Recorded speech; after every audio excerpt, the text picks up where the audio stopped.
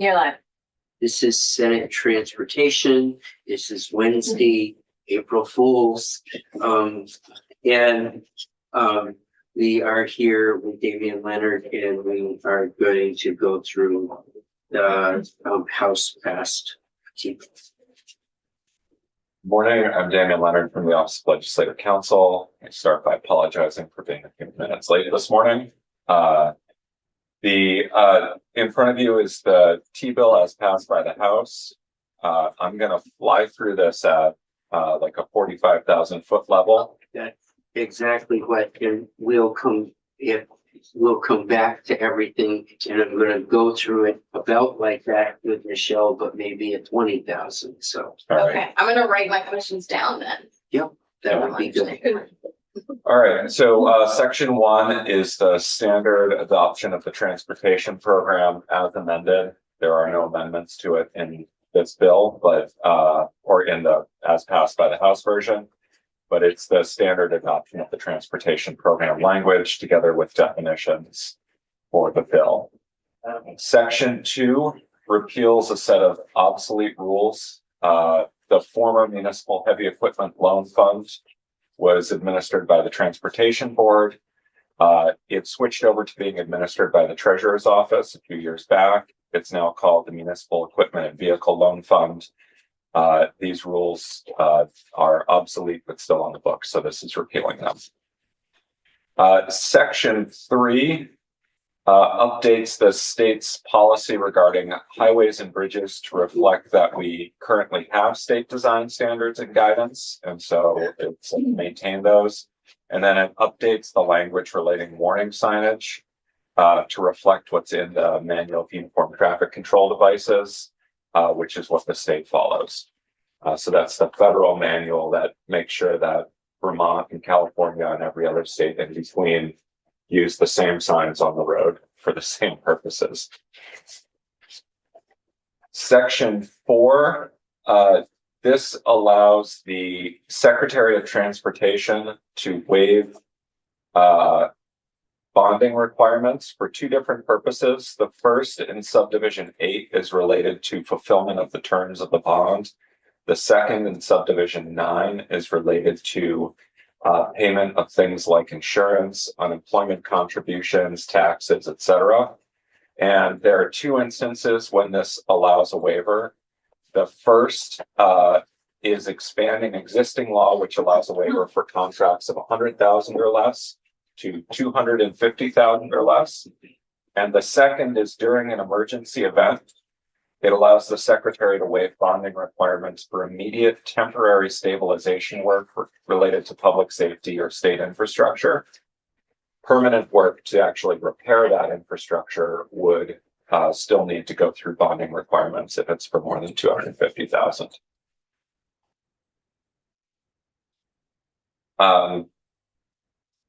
Moving on to section 5, this language brings us into compliance with the National Bridge Inspection Standards. It's important to note that this essentially reflects what the current practices are, but it puts into statute that the state can require a municipality to post or close its bridge if the state determines that the structure is deficient or in danger of collapse under a heavy load or something like that. And also sets out requirements around who's responsible for paying, and does create a new penalty of $1,000 for violating the posting or closure of a bridge. So if the bridge says max 2 ton or 4 ton and you drive your 15-ton tractor trailer over it, this is one of multiple penalties that can be assessed against you. So that's. Oh, no, I'm gonna hold it. Yeah. Is it assessed against the municipality or No. is it assessed against the person driving? It's assessed against the Okay. violator. Okay. Yeah, not the municipality. So this is a penalty for a person who violates a bridge posting or closure by municipality or the agency. Okay. So if the municipality or the agency has posted or closed the bridge under this section, and you violate that, so closed bridge and you drive over it, they can issue you a fine of $1,000. Plus, if there are other bridge weight, width, height, and length requirements, that are set in statute. There's a very lengthy chapter on this. They can issue fines under those if you also violate those. Why would you drive across the closed bridge? A posted bridge. A People posted without- bridge, yeah, it's more likely. It's sad, and it's smashed into the covered bridges. Well, I mean, that's a whole conversation. that's a whole conversation, Yeah. but I mean, I'm just thinking, if you're in construction or something, and you end up 50 feet down in the, well, Yeah. anyways, yeah, let's beat the one. Sorry, I'm thinking of the opening to Beetlejuice when they go through the covered bridge. Corinne. But yes, section 6 is adding a traffic violation for violation of a bridge posting or closure. It looks like there are a lot of changes here. The changes in subdivisions 11 and 12 are just stylistic changes. They are not changing the substance. It's just making it consistent with the rest of the section. Section 7 changes the membership of the Public Transit Advisory Council. In subdivision 8, the Community of Vermont Elders is being replaced by AARP Vermont because code dissolved. In section 9, a position which has gone unfilled that was supposed to be filled by a representative of private bus operators and taxi services is being repealed. And in section 10, the representative of Vermont intercity bus operators is being replaced by Vermont private bus operators, since the intercity bus operators are private entities. In section 8, this is an amendment to the Green Mountain Transit Authority's charter. It allows them in their budget, their proposed budget, to include, in addition to revenues from fares and other sources, anticipated voluntary local match contributions, grants, donations, and other non-assessment revenues that may be offered by a member municipality or another source. So this is important if there's, for example, a project and there's a local match. This allows the municipality to say, we'll cover half the local match if you cover the other half, or something like that. And then it clarifies later on in that section that this is not going to change anyone's base assessment. So this is, it's essentially allowing them to budget for additional revenue sources if they can find them and pursue those revenue sources. Section 9 extends the agency's public-private partnership authority by 3 years from the coming July 1 to July 1, 2029. The agency can speak to this more. My understanding is they have a public-private partnership project, say that 10 times fast, that they may be looking to pursue in the next couple of years. Okay. Maybe to Yeah, find that'd out be more, maybe Michelle. better for the agency to speak to. Section 10 is the powers and duties of the Transportation Board. This is narrowing the parties who can appeal Section 1111 permit. So I think, as all of you know, a Section 1111 permit relates to any work that you're having done in the right of way. This could be a driveway, etc. So it's limiting it to the applicant or the permittee.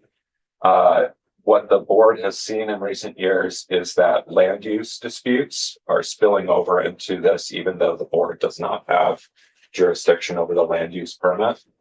And the issues of the actual land use development don't necessarily go to the driveway permit. So they can speak to this more, but they're concerned about this becoming an additional venue to try to delay development, rather than focusing on the permit or sign issue. And I leave this to you. So I see different looks around the table, and I'm not the person to ask questions of about the background here. This is Just running through Yeah. so people can write their questions down. And section 11 is Transportation Alternatives Grant Program. We're doing a couple of things in this section, or the couple of things are happening here. One, the maximum grant allocation is increasing from $300,000 to $600,000 going forward. It has temporarily been at $600,000 since 2024, and this is making that permanent. And then beginning in the coming fiscal year, it is removing the 50% set aside for environmental mitigation projects relating to stormwater and highways. And instead, opening the funds to any eligible activity, including environmental mitigation projects, as well as infrastructure related projects and systems that will provide safe routes for non-drivers. All of these are covered already under the program. What they've experienced is that they had a number of salt shed projects that canceled, and these are use them or lose them federal funds. And so they want to ensure that they can award those projects out. And that's also reflected in section 12, which amends session law. So I mentioned earlier that we have temporarily increased the maximum grant to $600,000. This will increase it for fiscal year 2027 to 1.2 million to allow them to get the funds out the door so we don't lose them. So, section 13 requires continuing consultation between the agency, the League of Cities and Towns, and the Association of Planning and Development Agencies. You'll remember last year we had a couple of studies in our in the T-bill. One related to the requirements for cancellation of locally managed projects.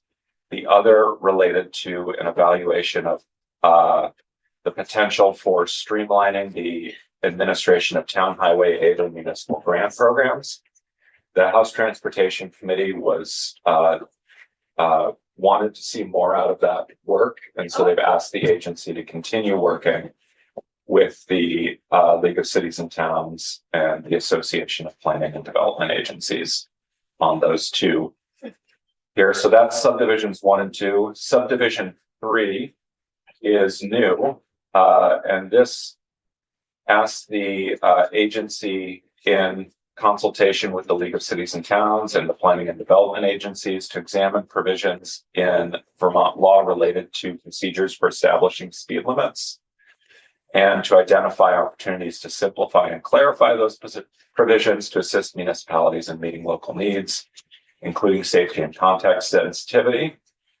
This stems out of two things. One, there are, depending on your municipality, there are 6 potential ways to set speed limits in the municipality, some of which have no procedural requirements other than legislative body approval, and others which require engineering studies and so forth.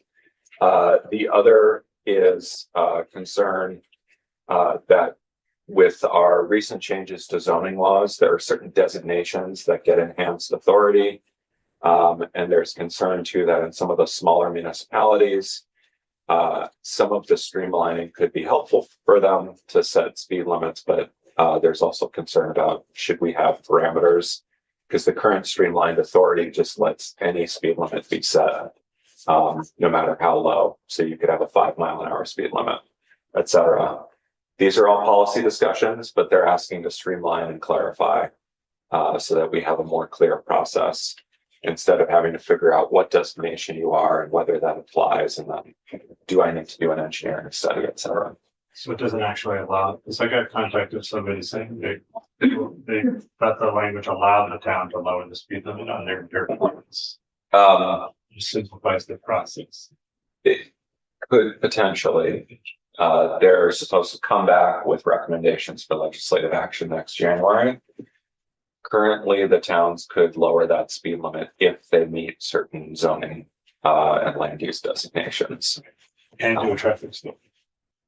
If you meet the zoning and land use designations, a traffic study is not required. Otherwise, a traffic study is required, and there are parameters with a minimum speed limit of 25. We're trying to go through this, Okay. and if you've got questions, write them down, because we're gonna put Michelle in the chair. And all of those areas that are easy, we're gonna just put okay by, but if this section is one we're gonna have to have some testimony. Okay. Yeah, I haven't asked you many questions. Yeah, well, So I wanna get done what we can get done and focus in on the ones that we really have questions. sections 14 and 15 were the pilot fund language that Chair Walker alluded to yesterday in his testimony. They were deleted by the Ways and Means Committee. So that's why they showed as deleted. Section 16 is a one-time $192,000 appropriation to support the Agency of Transportation's partnership with Drive Electric Vermont. This is a reduction from last year's appropriation of $325,000. In section 17, this relates to authority that was granted in 2023 for the sale of the Caledonia County State Airport.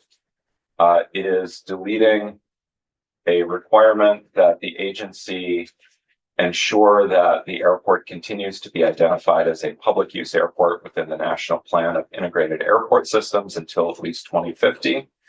Apparently, this had been a sticking point with the FAA, and Michelle can speak to this more. But my understanding is that it would be the airport would no longer be within that national plan, but would actually provide better facilities because of the anticipated investments from the buyer that the state is currently negotiating with. It's, So this is a question for you. You guys spent a lot of time on this, right? Well, yeah, when you're down the original authorization, yes. Yeah, okay. the section 18 also extends that authorization through November 1 of 2027. It currently expires in 1 month. So important to note, if this bill does not move prior to May 1st, we will need a retroactive effective date for this, because otherwise the language will have been repealed. Oh, So it's just the effective date. We're going to need to make this retroactively effective if the bill doesn't move across the finish line before the end of May, or before the end of April, excuse me. Section 19, I'm going to pass over this. This is the mileage-based user fee, since we're going to spend a lot of time on that. And the rest of the morning. So you can skip ahead to the end of the bill, actually, at this point. The rest of the bill relates to mileage-based user fee. And this is the House proposal. The effective dates apply a January 1, 2027 effective date to the mileage-based user fee. The remaining sections are July 1, 2026. As I mentioned, we'll need to add a retroactive effective date, assuming that this bill won't make it across the finish line by the end of April. But it could. So, Thanks. If you got all of your questions right down. yeah, can I start going through them or? No, we're gonna move on to mileage-based user fee, and then we're gonna put Michelle in the chair after that. And we'll close, we'll put okay next to the stuff that you guys don't think we need a lot of. And the other pieces that we have lots of questions on that she can't answer, we'll get other people in here. Okay, so when are we going to discuss that? After they get, Ian and Patrick get through talking about mileage-based user. Right. The whole backside of this is mileage-based user fee. Yeah. So, So now we're going to the new, yes, yes. the 1.3. There's two. Yep, so this is 1.3. It should say H944 mileage-based user fee, Senate working draft for discussion. Oh, wow, I didn't see that. Yeah, that it came in literally Yeah, I got it. 5 minutes before I got here. Okay. And this is, okay, we'll see. So, and Patrick, are you there?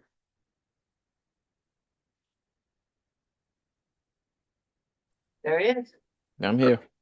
And you've got the draft? Yes, I received the draft. Perfect. And have you gone through the draft? I'm in the middle of going through it right now. I received, yep, for the record, Patrick Murphy, State Policy Director for the Agency of Transportation. Damien sent one draft last night, and now there's an updated draft for this morning. Where are these drafts coming from? Like, are you requesting these, or where are they coming from the agency? Where does this draft come from? Do you want to talk to Mr. Chair? After we've all talked and we've had, this is kind of to get us started, and I sat down yesterday afternoon and said, here's the things we talked about. If this doesn't reflect it, we're gonna, this is meant to be, we're gonna get to, do we agree with this? Do we not? How do we want to change? This is mileage-based user fee, electric cars, and moving on. Yeah, I guess we're just, okay, so this is from, yeah, Pretty much. okay. So, yeah, the chair asked me to prepare an updated draft that included some of the things that the committee has talked about. Oh, great. And included in expanding timeline for expansion to other vehicles. And so this is a first attempt at that. I'm expecting to have lots of notes in here after we get through it. Yep.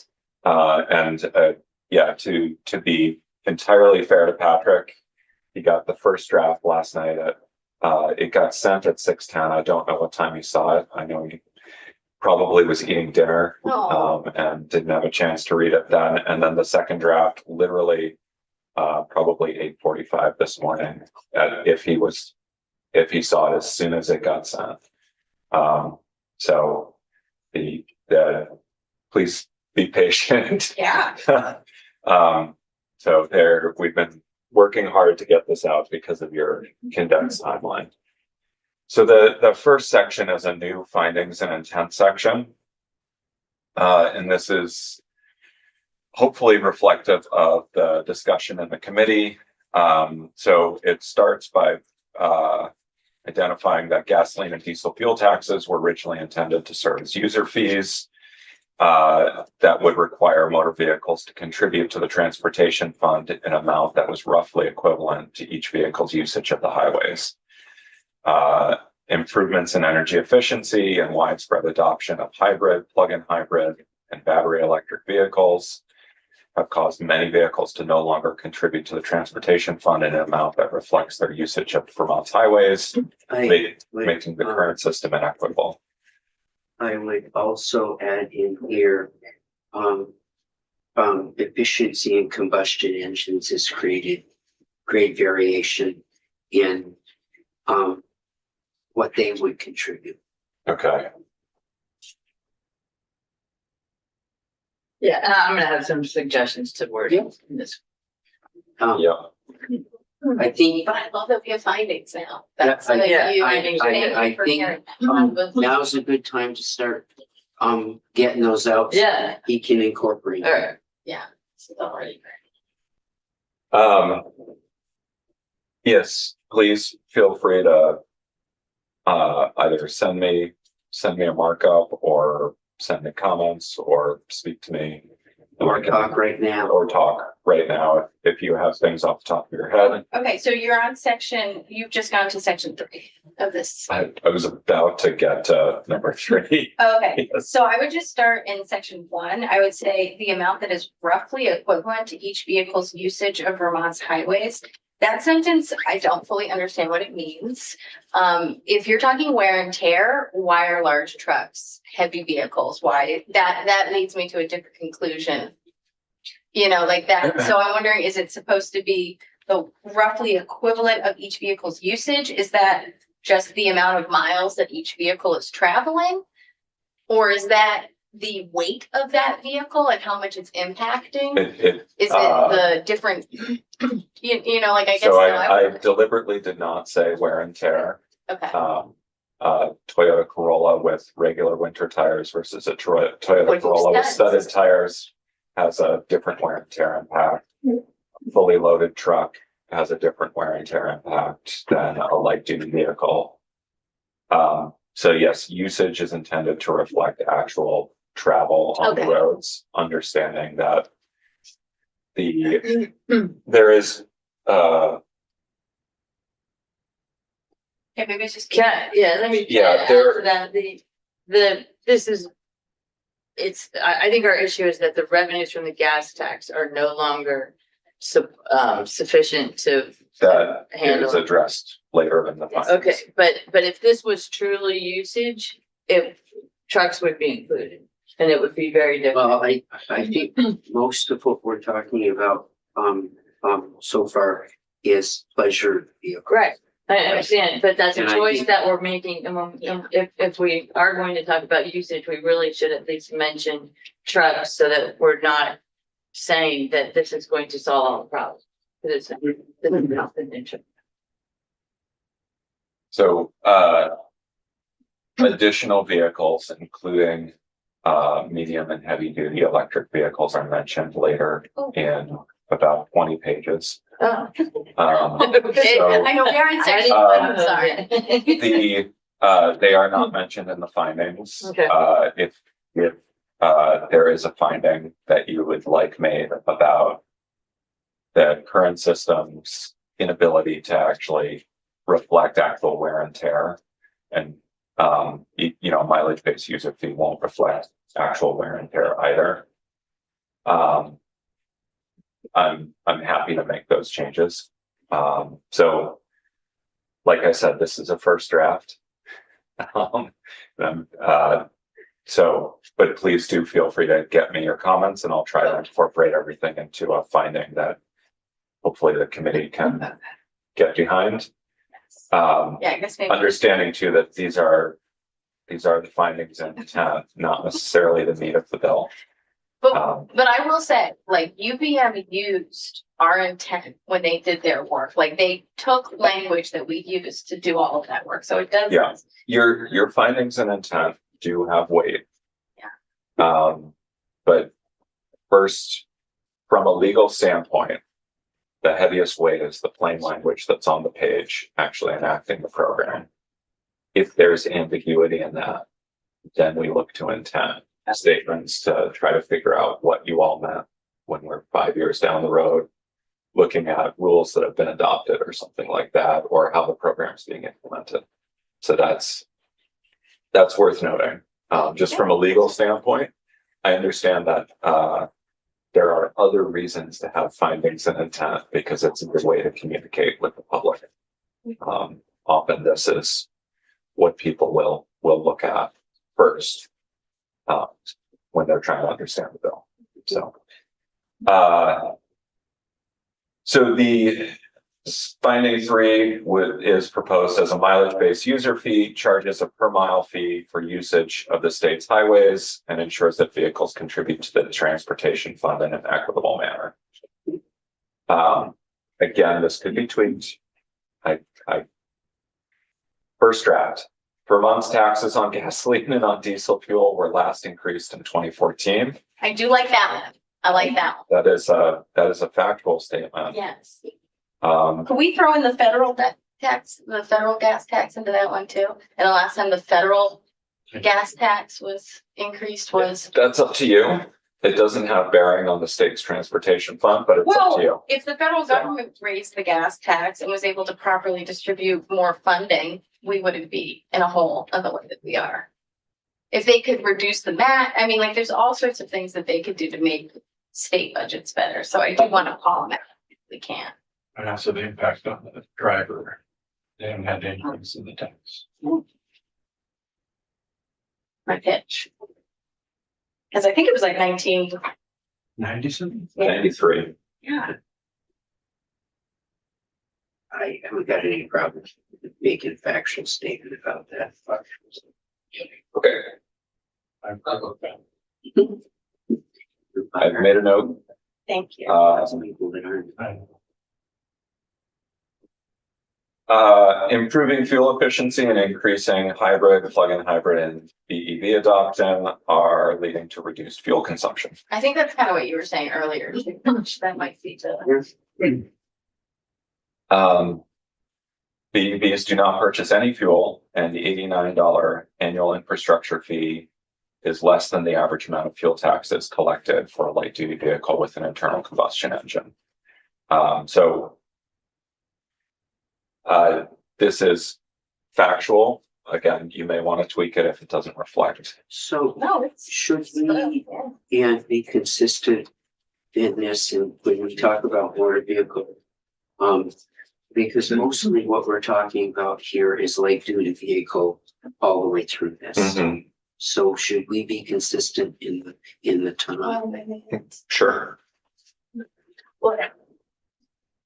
So I actually would like to go through all of it before we have a lot of comments, but just like the car doesn't purchase, it's the driver of the car. Just, I'll have picky stuff like that. Sure. Yeah, You know, that- But that's that kind of stuff I want to wait.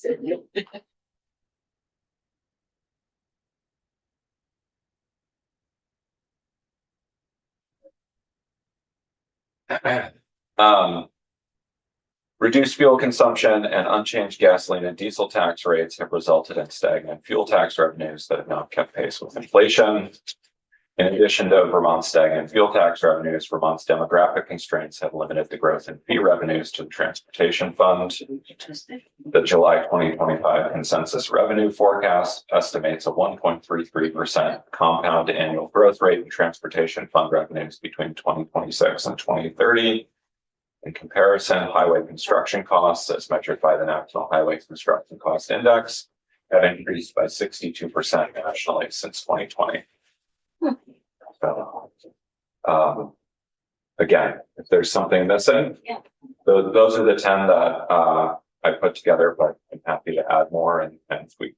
Those are good. It is the intent of the General Assembly to implement a mileage-based user fee for battery electric vehicles, which will replace the existing infrastructure fee beginning on January 1, 2027, to ensure that BEVs contribute to the transportation fund in an amount that reflects the annual miles traveled by each vehicle.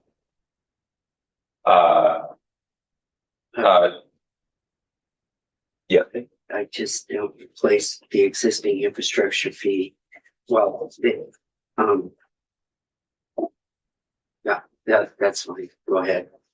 Because that's registration. Is that what you want? Yeah, that was The registration. about Yeah. registration, but that's specific to registration, so, but when we make those statements, I want to say generally, so all vehicles, we get to the place regardless of where they are. So number 2 is it's the intent of the General Assembly to gradually expand the mileage-based user fee to other light-duty vehicles so that by January 1, 2031, all light-duty vehicles contribute to the transportation fund in an amount that reflects the annual miles traveled by each vehicle.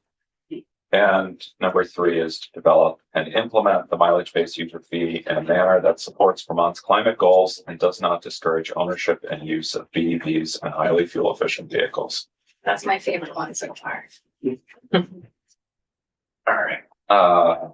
Could we make it, we don't have climate goals. We have a Global Warming Solutions Act that has requirements of us as a state. So I'm wondering if we can kind of workshop that away from climate goals to like referencing, we have specific things in the Global Warming Solutions Act related to requirements that we need to meet. And maybe it's even referencing the sections of the climate action plan. If we want to get super specific, because we have targets that we're supposed to meet. Sure. So- I put a note in there and I will touch base with Alan Chetkowski in my office, who's Yay! our internal expert on those as the person who drafted. Yes, add some Ellen magic to this. That would really.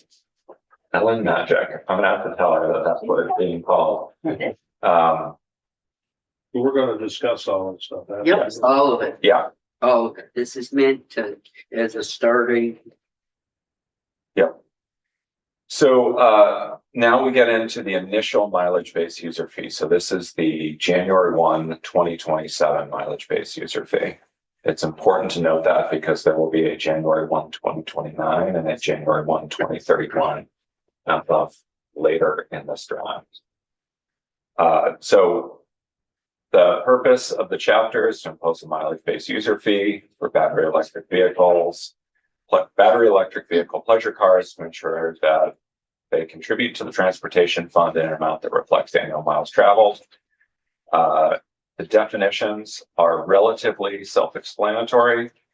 Annual vehicle miles traveled means total miles that a EV is driven during a mileage reporting period, which I think I mentioned to this committee earlier, is either your annual period between inspections, or it is the time between an inspection and a terminating event, which is registering in a different state, change of ownership or end of a lease, or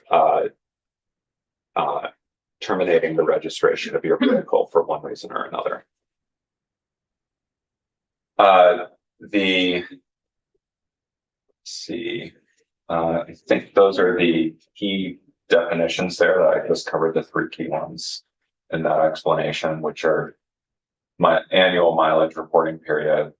Can I just ask, so they changed it in ways and means away from a mileage, like just the words mileage-based user fee to a RUC, are we So- gonna have to do all of that too? Because it seems like we're saying So, a different word than what they The wanted. mileage-based user fee was kept in. The chapter was called road usage charges, or RUCs, Okay, because they also had a 1% charge on the rental fee for a rental EV.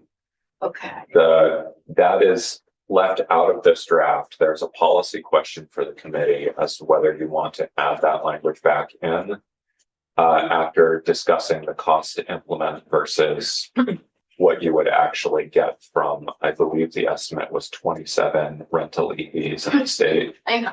So it's not currently not a lot of money, but it could be. But the administrative cost to collect it, I don't want to spend $100,000 to collect a few pennies on a few cars. Yeah, also no one has, all of these vehicles are registered in other states. Well, this is to avoid that issue of registration. Oh, So it's when you rent the car at Burlington Airport, they would be 1% of your rental charge for the car. And that's to avoid simply saying on the registration, because then, your car is registered in Ohio where they don't have a mileage-based user fee. And then, but if we took that up, would we have to change all of our definitions to make it a RUC instead of a mileage-based Nope. user fee? so the way I wrote it, the mileage-based user fee stayed the same, but it just became a subchapter within the road usage charges chapter. Okay, I see what you did. Okay. Yes, I try to avoid making additional work for myself when I don't have to. So Well, thank that is an example of that. Try to keep it simple. So 4303 has changed from any prior drafts that you've seen. What I did here is I tried to make it more clear and simplified. So the first in subsection A, this is the real meat of how you would pay the mileage-based user fee. So subdivision 1 is the options for payment. The owner or lessee of an electric vehicle can elect to pay the MBUF according to one of the following options. There are 4 options in here. The first is annual payment of a lump sum at the conclusion of the mileage reporting period. So you go from one inspection to the next. After your second inspection, you get a bill. You have to pay that within 45 days of getting it. Okay, and that's for the previous year. Yeah, and you pay it as a lump sum. So that could be like a, $155 bill, or if you don't drive a lot, it could be $60. If you drive a ton, it could be a couple $100. So I feel like that's what I was. so the way this is drafted, it would be at the end of the year you'd pay, not upfront. That's the lump sum annual payment, end of the year within 45 days. There are 3 other options though, all of which involve advance payments. And well, I guess we can ask Patrick or the agency later, but this was the one they didn't want. Yeah, Patrick's gonna we're gonna go through this, then we're gonna start and let Patrick go through. I know that the agency has a problem with holding everything to the end of the year. And, I think we're gonna have to discuss this. Usually, a lot of these things are upfront you pay your registration for the year coming. And I think the agency has said this puts them in some difficulty to be able to run the agency, having it on the back end. So we'll have to discuss the whole thing. Oh, So there are 4 options here. It's worth noting that these 4 options, they are all independent. So you can view this as an a la carte menu. You can take all of them, you can take 1, 2, or 3 of them based on the agency's testimony and other stakeholders and your own policy preferences. So second is a pay-as-you-go installment payments. It's as it sounds, if the commissioner makes the pay-as-you-go option available. So this language has been left in because currently they're figuring out if that's an option right away. Is pay as you go defined? What's the difference between pay as you go and? Pay-as-you-go is defined later, as set forth in subdivision 3.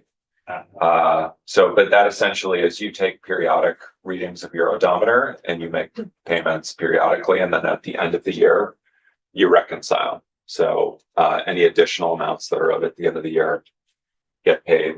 If you're taking an odometer reader, there wouldn't be a true up, you would just need a final reading. Right, so you get a final reading at the end of the year to reconcile. But it wouldn't be a reconcile, it'd just be the final reading is what I. There is potential that there's an error earlier on that you don't catch in an overpayment, something like that. Well, So do you get money back? well, We're going to get there, right? we're gonna get see, to, that's where like pay. Yeah. I have the question about if this is a system, the honor system where somebody reports their number depending on the way the agency does it. This system is left broad as the commissioner at times and in a manner that the commissioner Right. requires. The commissioner might require like Virginia does, you snap a picture of it and do that. But if they don't, they just report the number. If you want to report once a year, you get dinged at the end of the year and catch up. There is a true up. Yeah. So there, I'm gonna have to do this, whatever we decide, so.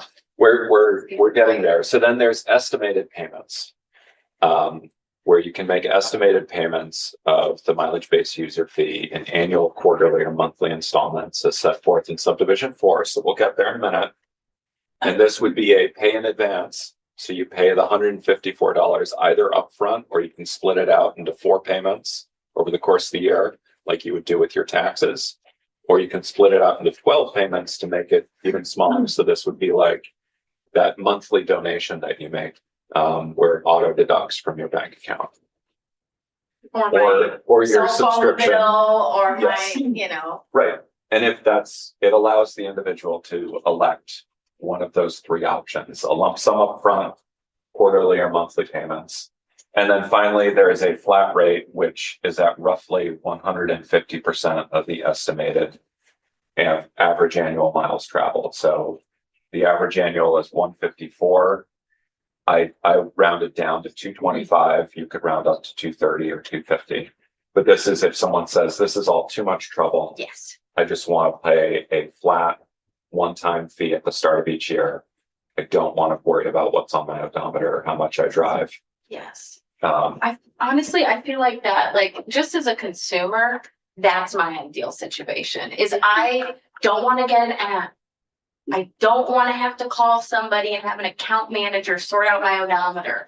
There's so many examples, like as someone who works in a business where we do have a subscription-based model, people's cards go down, their card gets stolen, they change a number, all of this billing process you don't experience with the gas tax at all.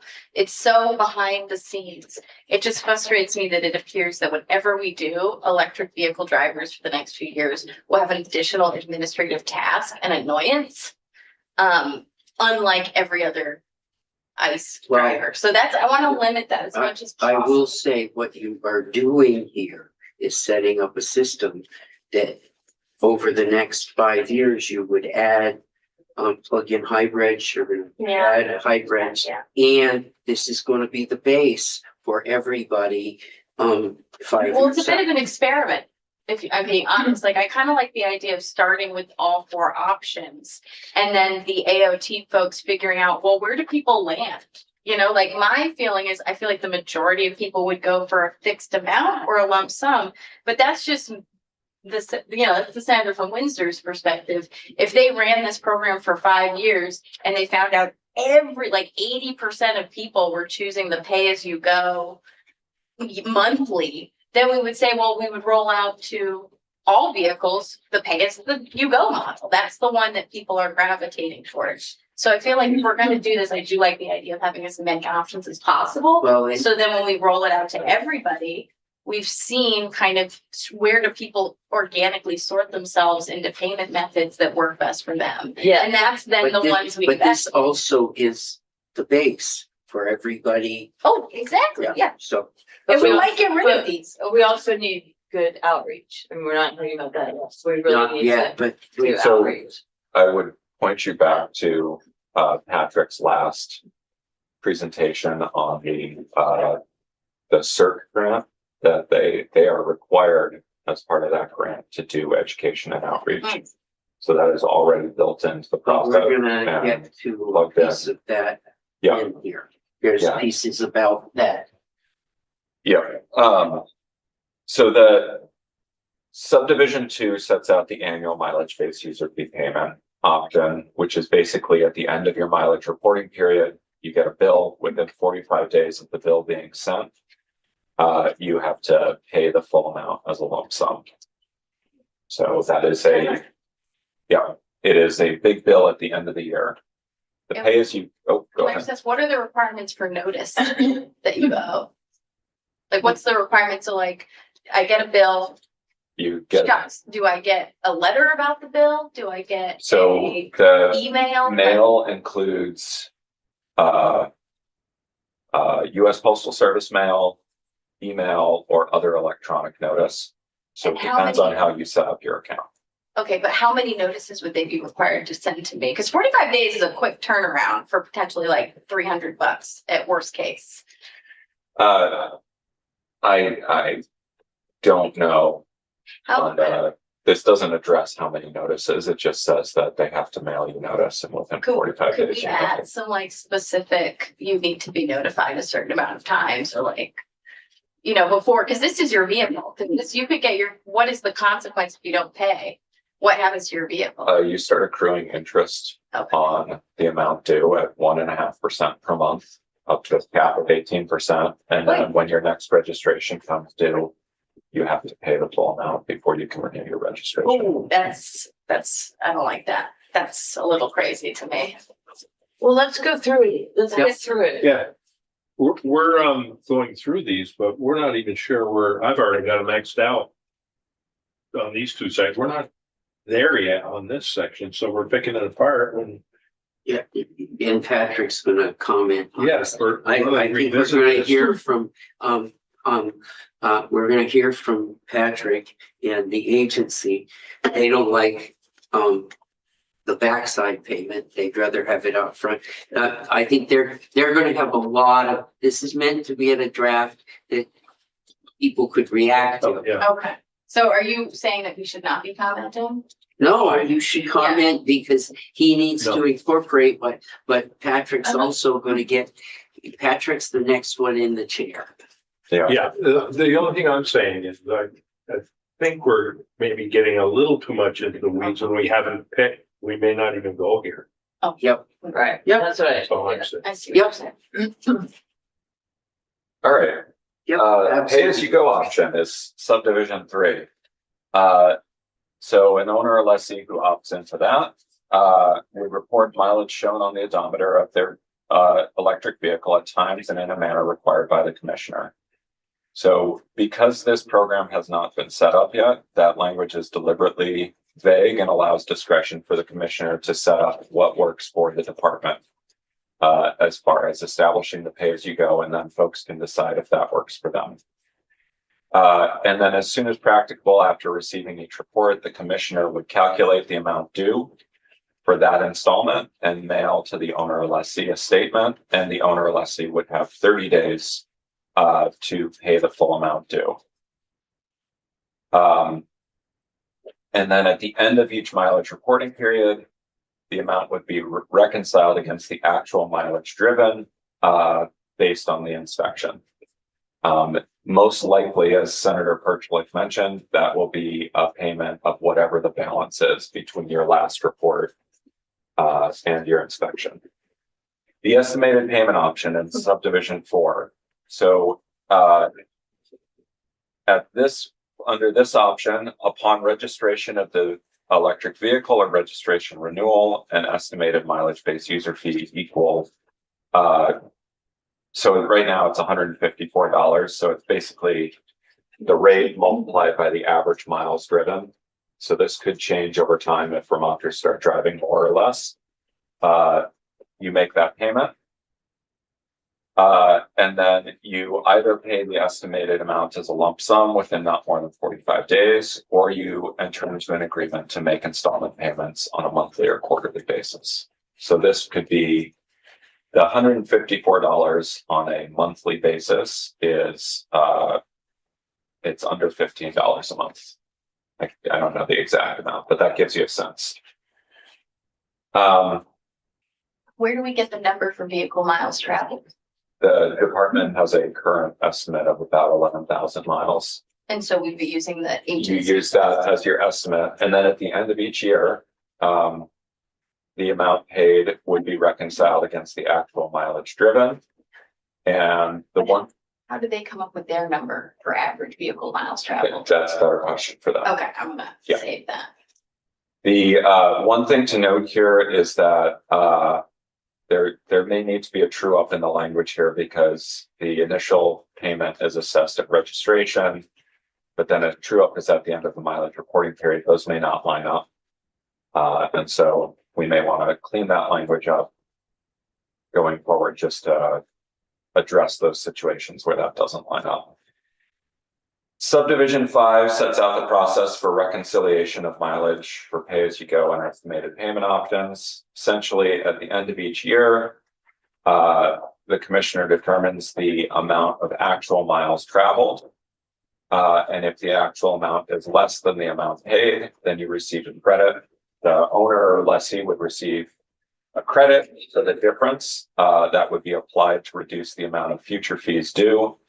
And then if the amount paid is less than the amount that's the total amount of miles or total fee for the amount of miles driven, then you would that would be added to the next amount due from the owner or lessee. So your next estimated payment would have an additional $20 on it or something like that if you did a lot of driving in the last month or last quarter.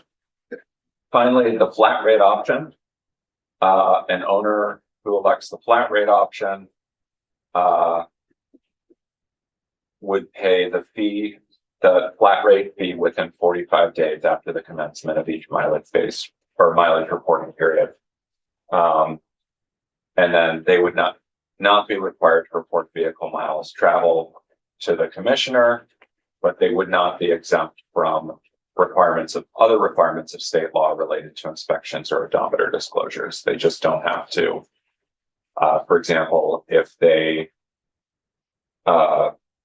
vehicle gets totaled, they don't have to make a separate mileage report to the commissioner. At that point, they pay their flat fee. I would just say we put 150% in, and Patrick, one of the things I personally would like to hear from you, at what level would we set a flat rate where in that category, everybody that elected into it, we would not lose money?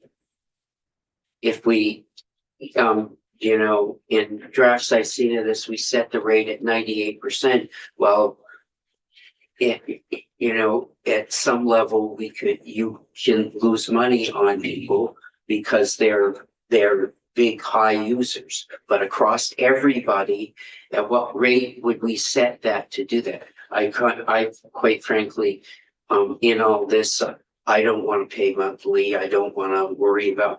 I would probably at $125 or $225, I'd pay a flat rate.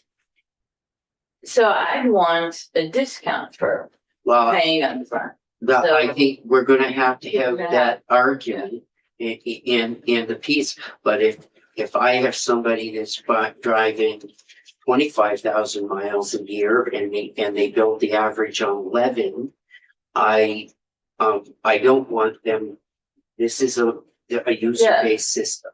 Right, So how do I balance that with, right. And then some of the outreach, I think, needs to happen before we make these final Yep. decisions. yep, and they have to have a plan and they have to do all of Yeah. this. So, Like a flat rate option, not have a true up. There's no need for a true up. You're just paying a flat rate. There's no Wow. mileage measurement.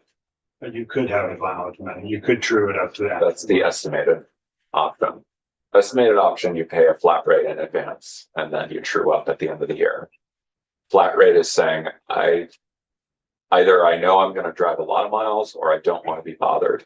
Yeah, why I'm not just choosing have to the pay a flat rate with it? I don't see why we do a flat rate and not true it up. But then if you have to get an inspection, then you're already doing the amount or why you would just say this is. You paid the $255 and you drove $300 worth, so. Then I 75. think Well, that's some a people whole, pay more, that's why. I think that's a whole discussion that, you all need to think about Yeah. where you wanna land on this. No, I quite frankly I don't wanna deal with it. I wanna true up at the end of the year. I don't wanna do any of this. For $225, I'm probably just gonna send my check in and say, leave me alone. And we're gonna be happy to take your money. Yeah, I'm gonna be happy to pay. 26,000 miles a year. Well, then we increase it next time. Well, Not yeah, for me, no. No, but for him, we do.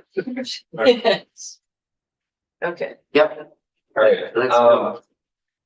So subsection B sets out that for newly registered vehicles, the owner would elect to either do the pay-as-you-go or the estimated payment option. I forgot to add the flat rate option because that would be another option. So that all three of those, this ensures that someone who purchases a new vehicle is paying into the system when they start using the roads.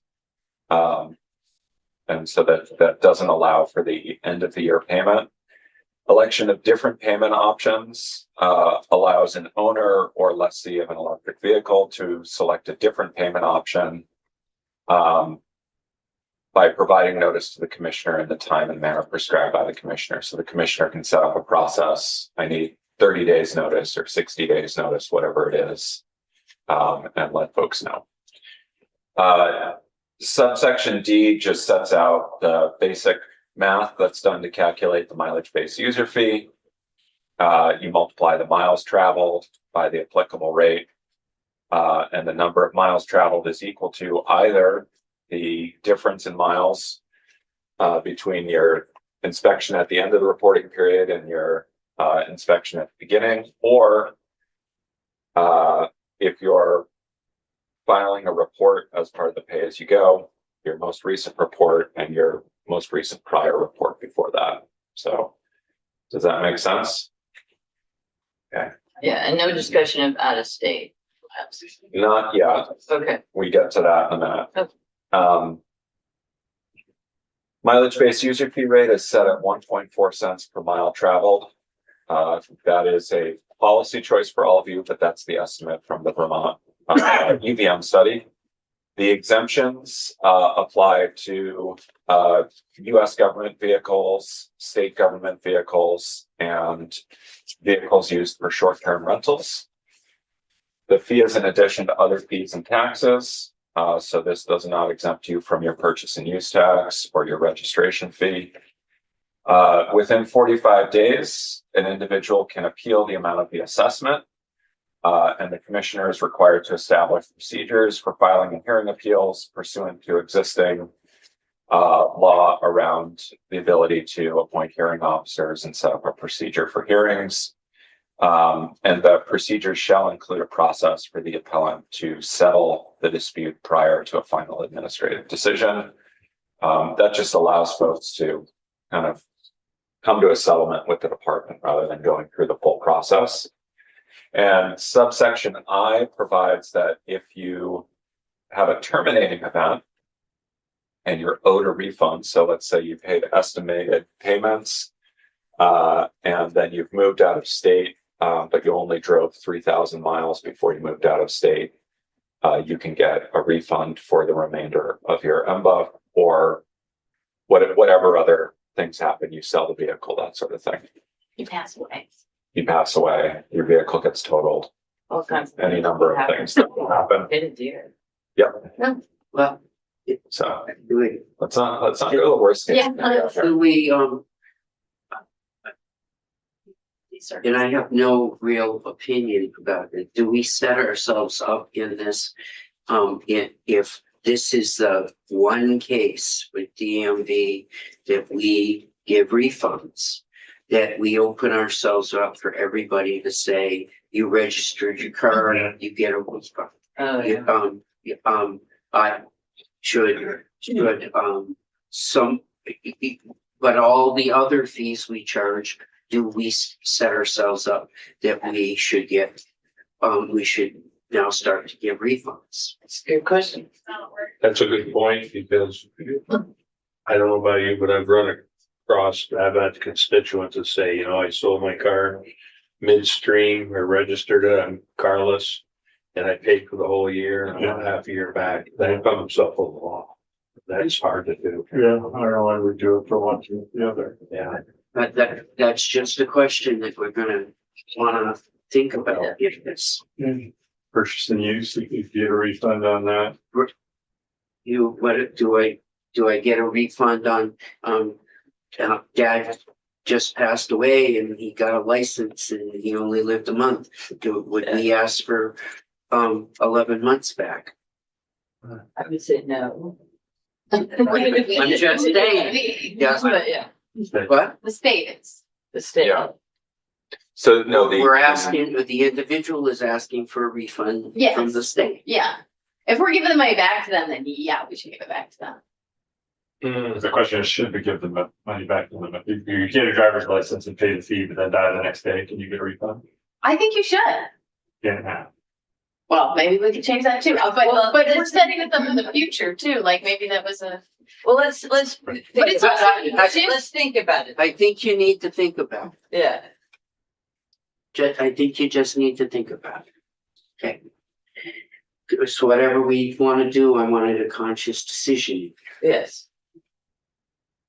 Okay, 4304, this just requires inspection mechanics to report mileage shown on the odometer as part of the inspection, and then on occurrence of a terminating event, the owner or lessee to report the mileage shown on the odometer at the time of the terminating event in the time and manner required by the commissioner. So this allows, currently, if you sell the vehicle or at the termination of a lease, you have to provide an odometer disclosure. So that would be the report there, but for other events, you may need to provide either an estimated or actual mileage to the commissioner at that time. And so this allows for that to be set up. Well, I just had a thought. I mean, I don't want to get too deep into the weeds, but that is a little different than people asking for a refund on registration. We're still not going to give those people that terminate.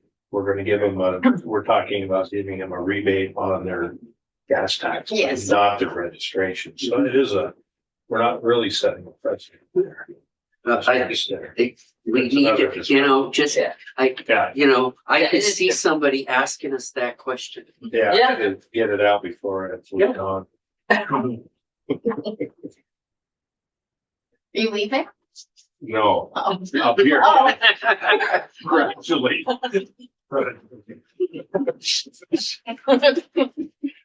I was like, what bill is Pat reporting? To be honest. All right, section 4305 provides that if you fail to pay the full amount of the mileage based user fee when due, you owe an additional interest calculated at 1.5% a month on the amount that remains unpaid.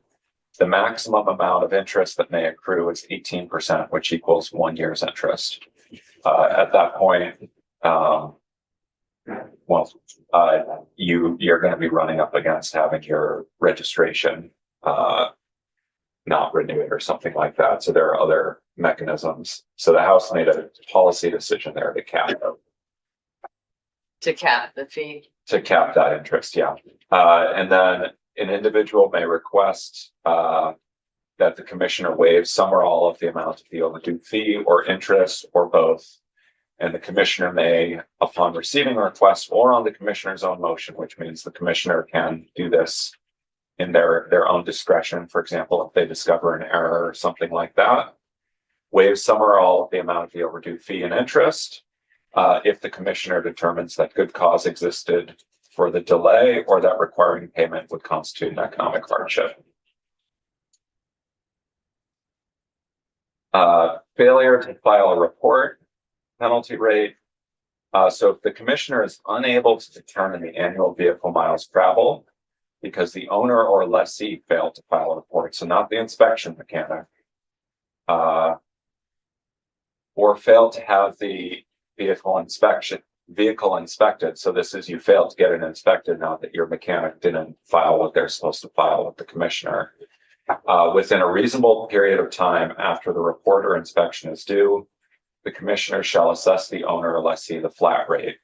So that flat $225 rate that's set out. So this basically says if you're not getting your car inspected, you're getting charged a flat rate. It is worth noting that the average annual rate plus the cost of an inspection may be more than the flat rate. So there are some questions that get raised here, but that just wanted to, that's sort of a default provision. The House had 98th percentile, and that was in the agency's original proposal. In discussions with the chair yesterday, we switched this to flat rate, but again, it's a policy decision. So 98th percentile would be like $375, I think was the estimate. And that's 98th percentile of mileage driven. So you could also set that amount at a higher flat rate if that feels appropriate. That's a policy decision for all of you. Yeah. The final penalty in here is the suspension or refusal to renew registration. If after notice and an opportunity for a hearing, it's determined that the owner or lessee failed to file a report that's required, filed a report containing intentional misrepresentations or omissions. So in other words, filed a fraudulent report, or is delinquent at the time of renewal and the payment of any amount due. And then the commissioner has to provide 15 days notice of intent to suspend or renew and provide the owner or lessee with the opportunity for a hearing and permit them to be represented by an attorney at the hearing if they so choose. 4308 sets out general powers for the commissioner, authority to administer and enforce the provisions of the chapter, adopt rules as the commissioner determines necessary to administer and enforce the chapter, prescribe forms for the necessary, and then contract with an account manager to administer and manage the mileage-based user fee. The commissioner already has authority set out in 23 VSA Chapter 2 related to the hearings and conduct of hearings, so that doesn't need to be inherent. And then 4309 allows an individual to have an administrative appeal, so an appeal to a departmental hearing officer over any decision made under the chapter within 45 days. And then if they're not happy with the outcome of that hearing, they can appeal to Superior Court if they so choose. And then there's even a Supreme Court appeal that's provided for under Rule 74 after that. And those are your exclusive remedies for a disagreement under this chapter. So you have an administrative hearing, a Superior Court appeal, and if you really want to pursue it, you could go all the way up to the state Supreme Court. There is a logistical question just because the court hearings would likely be more expensive than any fee due.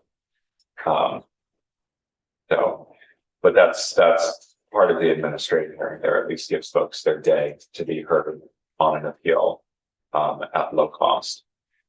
The next section would amend the existing infrastructure fee. It does two things. It strikes the EV reference because it's no longer an EV infrastructure fee, since EVs would be paying the mileage-based user fee. And this has come up in discussion in the committee before. It proposes striking out the transfer to ACCD for the program to increase access to level 1 and 2 EV chargers, and instead take the infrastructure fee and put them into the transportation fund for general purposes. Yeah, this I would just flag. I'm a little confused about this move. So maybe I'll just note that I would like to understand from the agency perspective. Sure. And it might be helpful also to look back at the original enabling legislation. I think there may have been some intent discussions there. Because this would only be for a year, like what would But be actual? I don't want to do is I want to make sure that all of the charging stations that the Commerce Agency has committed to, all the bills get paid. I don't want to leave them at anything hanging. And yeah, this would be a permanent change. So infrastructure fees would now be going for general transportation purposes instead of being earmarked for that program. So the next section is the initial transition. And this, I think I discussed with you potentially a week or two ago.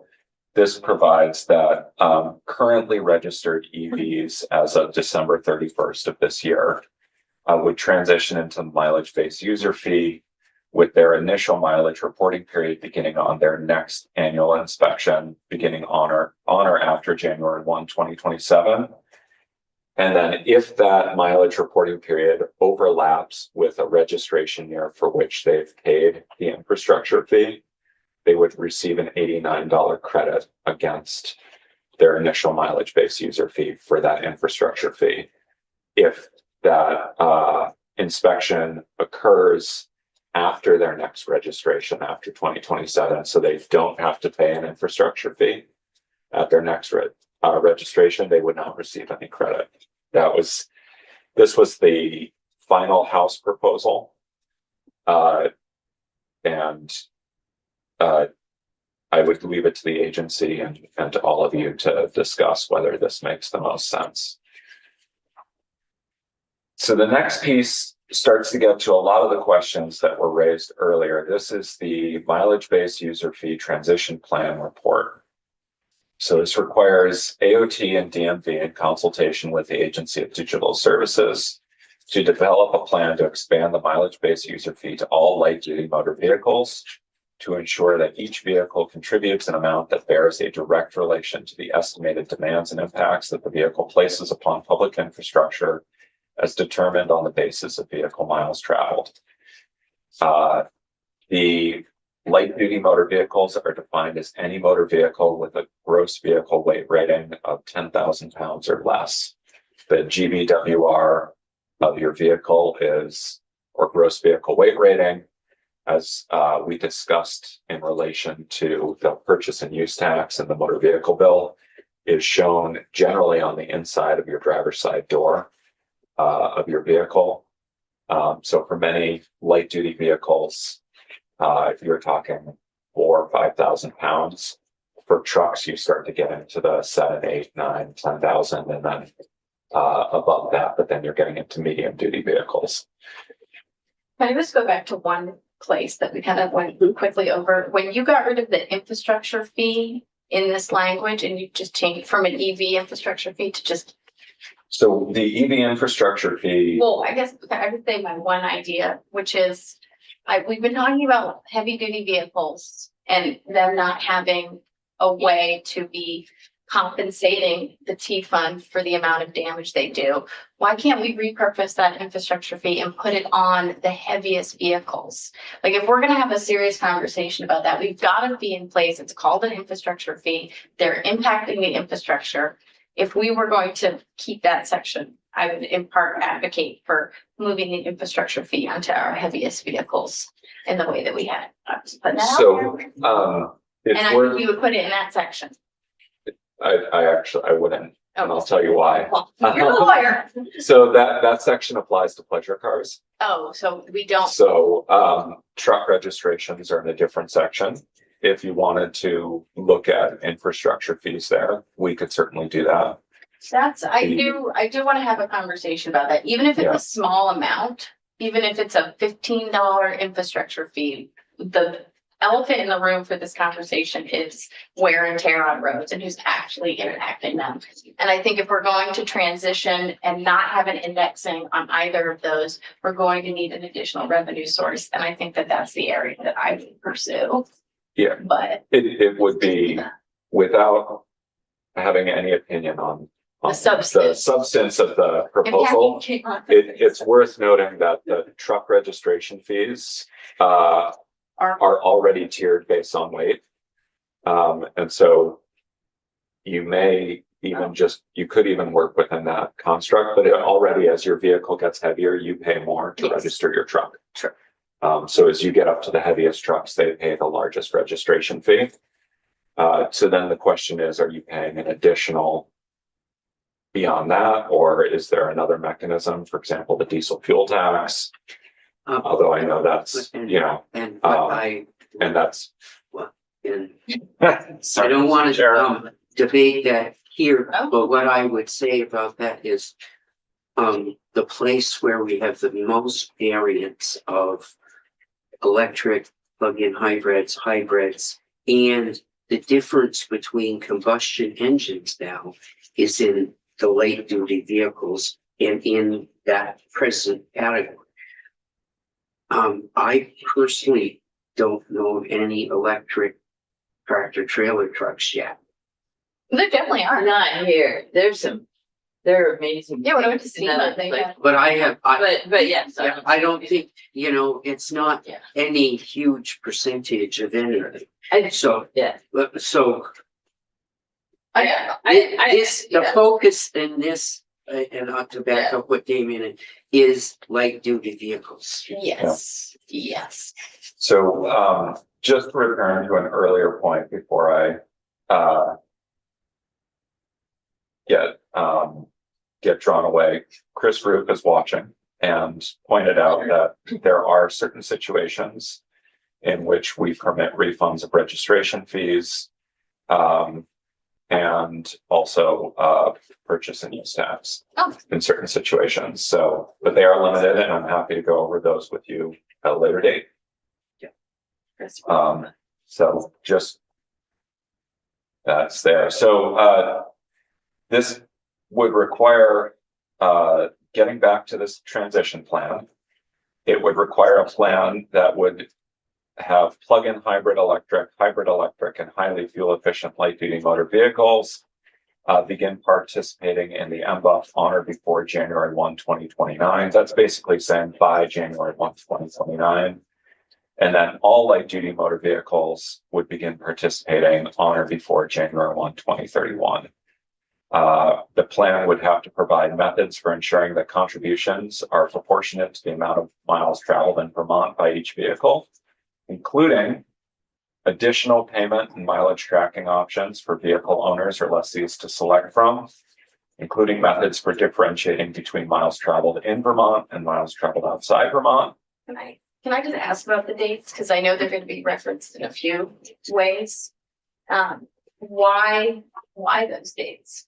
So those dates were 2031. The chair asked me to have set 5 years out as the initial, Oh, okay. everyone in a sort of placeholder date. And I think you can treat those as placeholders. Oh, okay. And January 1, 2029 was the date suggested in the agency's materials that they sent over for the transition for the highly fuel efficient vehicles, including hybrids. And I'll let Patrick talk to that more. Okay. But these, I would think of them as placeholders. Oh, okay. And I Yeah. would say they're placeholders. I think under the plan that the governor proposed with purchase and use, I think we heard from Logan that 6 years from today, Yes. the purchase and use tax would be gone. This would implement this a year before and quite frankly, everything we do in state government, we extend it. Things. So this is meant to say, what, we want to be a judicious timetable, but not You get time in between. but you kind of get the thinking where 5 years, this would be a year before you ran out of that money but they need enough time to, if they can only do hybrids and plug-in hybrids by 2029, that's 2 years after, and it's meant to be try to create an orderly path to get to everybody. Yeah, no, I have no qualms with I was wondering more, to your point around the purchase and use going away, like we've discussed, when's the point at which we hit that kind of like Yep. crossing? And the 2029 So, is their date. Okay, great. All right.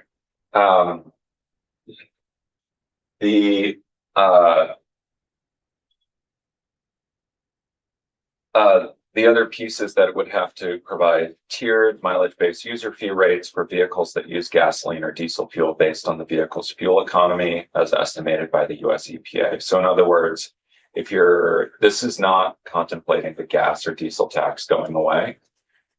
So similar to Virginia, this is contemplating that we estimate you're paying this much in gas and diesel, and so we're going to charge you a mileage rate at this rate to ensure that you're paying the same as someone with an electric vehicle and someone with a less fuel efficient vehicle, to try to bring everyone up to a level playing field Based on miles. based on miles driven and fuel efficiency. Because what you would have potentially happen is you could end up, as you bring on the plug-in hybrids and so forth, the plug-in hybrid, SUV versus a plug-in hybrid Prius get very different mileage. Even just if you take into account all electric range around town, you could have 20 miles for one and 45 or 50 for another. So this is attempting to try to bring that together. That said, the language, there are likely tweaks that I didn't catch in the first run through. So, And did I see something about trying to track in-state miles? yep. So this is something that the chair asked me to include, is tracking the differentiating between miles traveled in Vermont and miles traveled outside of Vermont as one of the mileage tracking options for owners and lessees to select from. So if you think back to the testimony from Oregon, they offer that as an option that you can opt into, where you are providing a little more location data to their agency that collects their road usage charge. But in turn, if you do a lot of miles in Idaho and Washington, you're not paying for those miles. Oh, hey, But if I have someone that is a snowbird that goes to Florida each year and their home is here, but they spend 4 months a year and they drive down. I think it's important for us to make sure if it's a device, we give them an option to try to figure that out. totally agree. We gotta figure out who's gonna pay for the device, because the device can be very expensive. Well, I think that we need So that's to just talk. part of the conversation. Yep. Yeah. Yeah, and this is part of what's being studied here is how would this look? And it's important to note that this is a plan to come back.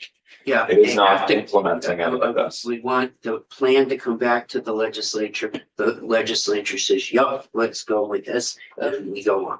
Yeah, the only thing that this bill implements is the expansion of the mileage-based user fee on those 2 dates. As laid out, all the details beyond that expansion would need to be then addressed by the legislature, and it also gives you time to come back and extend the deadline if, for example, the agency comes back and says, this is what we want to do, but because of technological constraints or administrative constraints or whatever it is, we'd like to push the deadline out, or we think we can in some twist of fate that rarely happens in state government, we think we can move the deadline up because we didn't set it too ambitiously. So So we do, and this is a question for Patrick or Michelle. The grant from the federal government to do this runs out in 2029. Patrick is that, I believe 2029 is, we need to report. We need to report. When does the federal grant money run out, Patrick? So our grant agreement with FHWA runs until September of 2028. Okay, It's a 3-year grant. thanks. okay, in developing the plan, the agency and department shall analyze the amounts paid by vehicles of different engine fuel types and classifications with respect to diesel fuel tax, gasoline tax, and infrastructure fee as applicable. Develop a proposed schedule for the inclusion of plug-in hybrid, hybrid electric, and highly fuel efficient vehicles on or before January 1, 2029.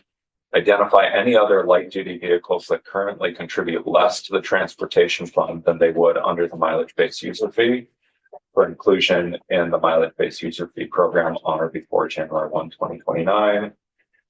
Consider possible methods to account for and differentiate between in-state and out-of-state vehicle miles traveled by vehicles registered in Vermont and vehicles registered in another state. Examine the potential for integrating alternative mileage reporting methods into the mileage-based user fee program and related costs. Evaluate the potential to include medium and heavy-duty electric vehicles in the mileage-based user fee program and potential rate designs based on vehicle weights. It's worth noting that the way we define electric vehicles includes plug-in hybrids and hybrids. So you may want to refine that term going forward. The initial draft is just a broad term there. And then if you wanted to limit it to just the battery electric, we would want to say that. Because those are the pure electric vehicles that don't have a secondary internal combustion engine. And examine the relationships between expansion of the mileage-based user fee program and fuel tax rates, transportation fund revenue, sustainability, and Vermont's carbon reduction targets.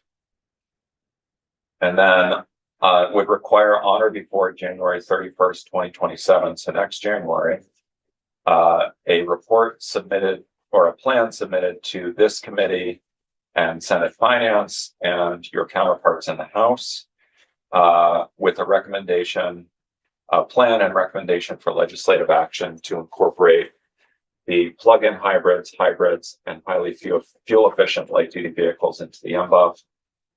Provide at least 2 additional options for determining the amount of the MBUF, including an option of utilizing vehicle systems or an aftermarket device to track vehicle miles traveled, and the option to elect to pay a flat fee. That actually should change. I'm sorry, that's in the draft already.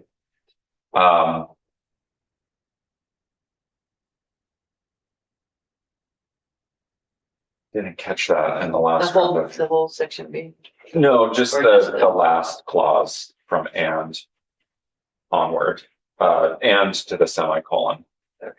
And then provide at least one option to enable vehicle owners and lessees to track and differentiate between miles traveled in Vermont and miles traveled outside Vermont, with the MBUF only applying to miles traveled in Vermont. Okay. And then on or before January 1, 2028, the agency should submit, and it should say, a draft copy of the plan required pursuant to the agency's Federal Strategic Innovation for Revenue Collection Grant. That's the federal grant. And that language is a late addition and may need some tweaking. I didn't have a chance to run it by Patrick before I added it in. This is C or 2? That's 2. Thank you. And then in 3, on or before October 15th, 2028, the agency would submit to the House committees again. They're already required to submit to the CERC though. They're already required to submit a draft copy of the CERC. And then the final plan and proposal for legislative action necessary to expand the MBUF to all light duty motor vehicles on or before January 1, 2031, a report of all findings made pursuant to the various research questions that were asked in subsection B, and any additional recommendations for legislative action. As used in this section, light duty motor vehicle means any motor vehicle with a GVWR of not more than 10,000 pounds. I realized as we were going through that I forgot to define highly fuel efficient vehicle. I believe we were using the definition of more than 25 miles per gallon, but that likely should be defined. Yeah, I think we'll want to hear from Patrick on where he would like to go with that. Yeah. You know, Virginia is 25 miles per gallon, but UVM has done a study and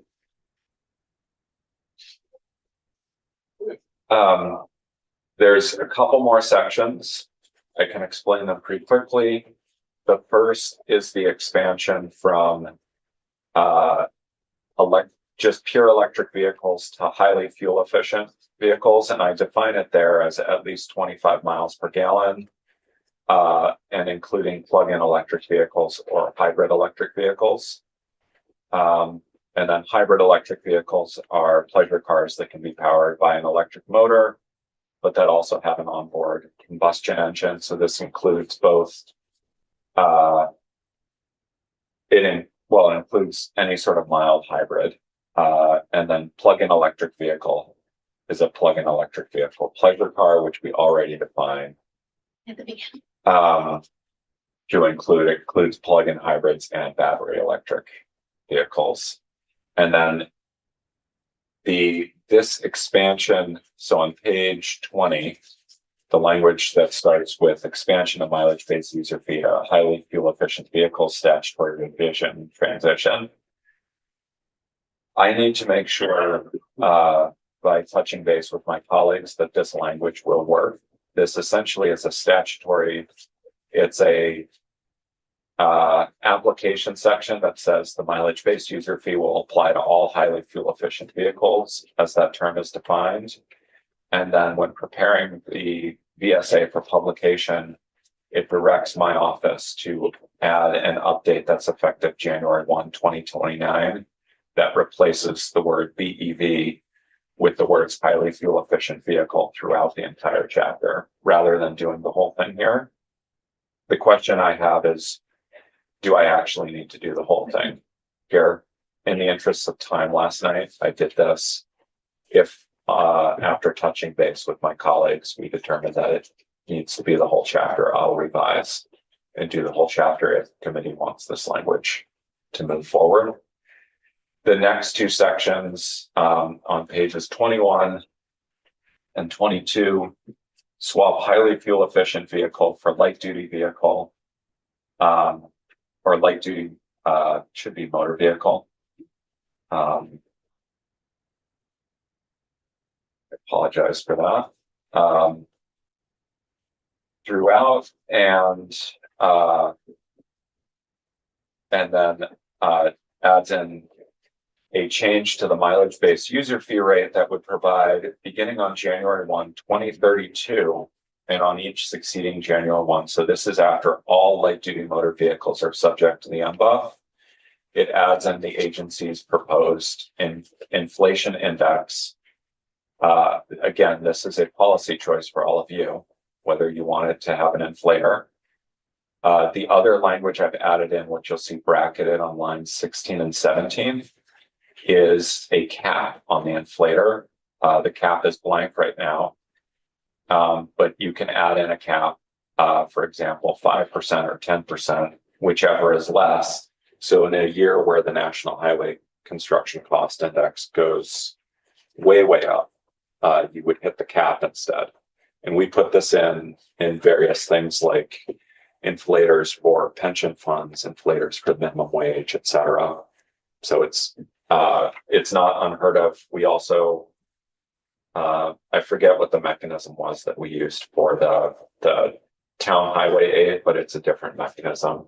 You can also use a different inflator. This is tied specifically to state highway construction costs. So it was proposed by the agency. And then the final language going on to page 23 is again that statutory revision language, which I need to check on. And that is the walkthrough. Appreciate your time and I yield to Patrick unless you have any questions on the draft. Wendy's got a question. So just the overall question or concern is, I don't see the public outreach and I think it's really, really Yeah, we. crucial that We did discuss that. I don't see anything. Yeah, That was so, an inadvertent omission on my part. okay, I but, am making a note to add it to the next. but one. it needs to be robust, it needs to be, we need to hear from the public. We don't just need to let the public know what's gonna happen. You know, we need to hear from them, and the rolling this out in 2027, I have a concern about that, but what I'm thinking is what we could do is have it be voluntary in 27 and have that be an opportunity to get real life responses back. So we think these are, you know, those 4 items or the 4 options are good options. But let's see what people think in reality and once they're actually doing it and get that feedback as part of the as part of V-Trans report, because people are gonna think about other things and there are other things that we can do, I'm sure. I just, it's really, really important to get this rolled out with trust. Actually, to that point, I think we should have something in the findings related to like trying to make this as consumer conscious as possible. I don't know, like, since this is a creation of a new thing, like we understand it, I would be nice to have findings around education. And I do want to highlight that we heard from every single state who has done one of these, that they had some kind of like feedback loop Right. on how it was going. And I don't know if that's some, I assume the agency, you guys are all interested in that, but we should have some kind of way outside of the reports to understand, like, is this working? Are people finding that this is the right payment option, etc.? I'm going to suggest, Patrick, we're gonna take a 5-minute break and then you're on. Sounds And good. you've heard some of the concerns around the table and I'm sure you have additions here. Okay, we'll see you in